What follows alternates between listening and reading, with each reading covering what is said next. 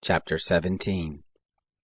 Now the Philistines gathered together their armies to battle, and they were gathered together at Soco, which belongs to Judah, and encamped between Soco and Azekah in Ephes Dammim.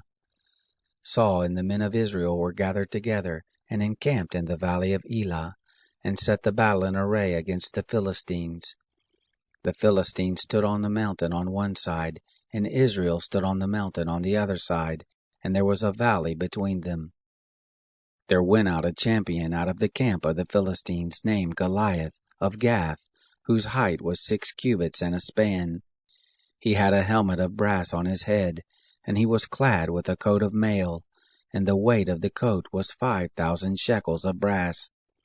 He had brass shin armor on his legs, and a javelin of brass between his shoulders. The staff of his spear was like a weaver's beam, and his spear's head weighed 600 shekels of iron, and his shield-bearer went before him.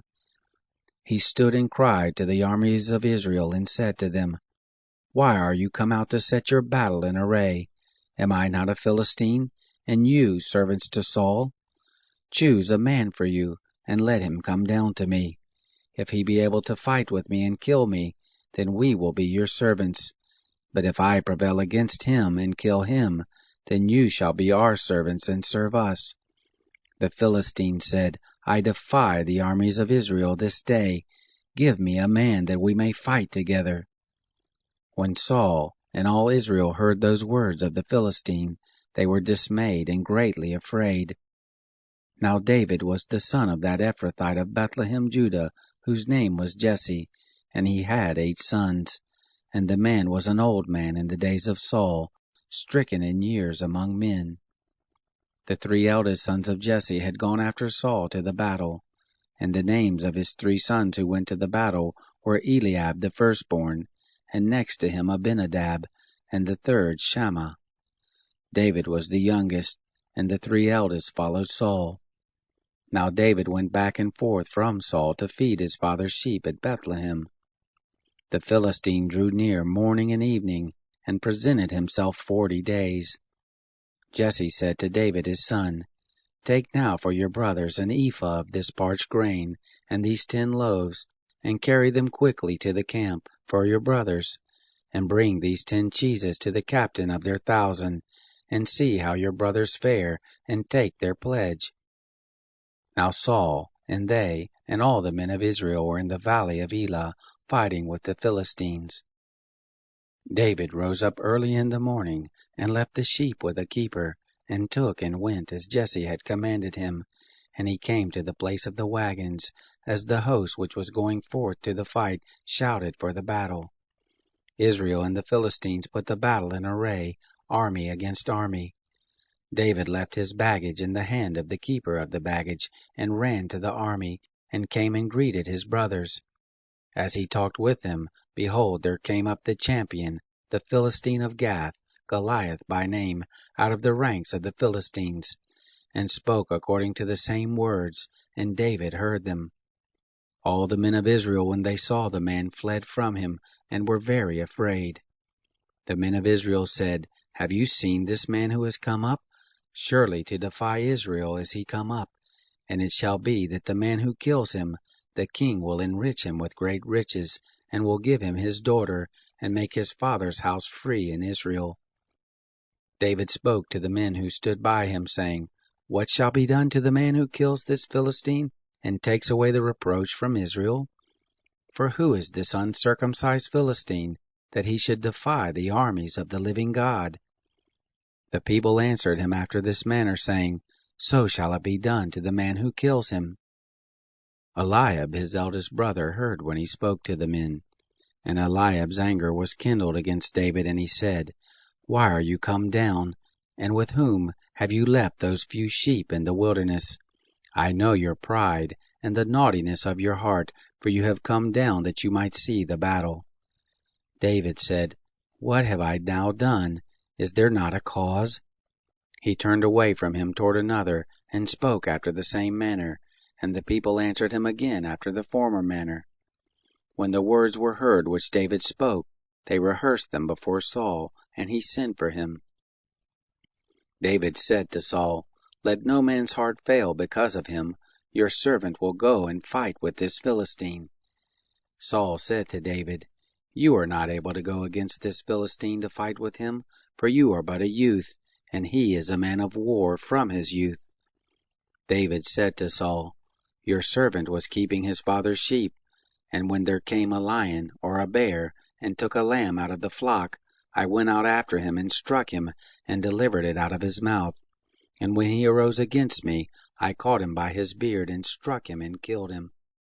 Your servant struck both the lion and the bear, and this uncircumcised Philistine shall be as one of them, seeing he has defied the armies of the living God." David said, "The Lord who delivered me out of the paw of the lion and out of the paw of the bear, he will deliver me out of the hand of this Philistine." Saul said to David, "Go, and the Lord shall be with you." Saul clad David with his clothing, and he put a helmet of brass on his head, and he clad him with a coat of mail. David girded his sword on his clothing, and he tried to go, for he had not proved it. David said to Saul, "I can't go with these, for I have not proved them." David put them off him. He took his staff in his hand, and chose 5 smooth stones out of the brook, and put them in the shepherd's bag which he had, even in his wallet, and his sling was in his hand, and he drew near to the Philistine. The Philistine came on and drew near to David, and the man who bore the shield went before him. When the Philistine looked about and saw David, he disdained him, for he was but a youth, and ruddy, and fair of face. The Philistine said to David, "Am I a dog, that you come to me with sticks?" The Philistine cursed David by his gods. The Philistine said to David, "Come to me, and I will give your flesh to the birds of the sky, and to the animals of the field." Then David said to the Philistine, "You come to me with a sword, and with a spear, and with a javelin, but I come to you in the name of the Lord of hosts, the God of the armies of Israel, whom you have defied.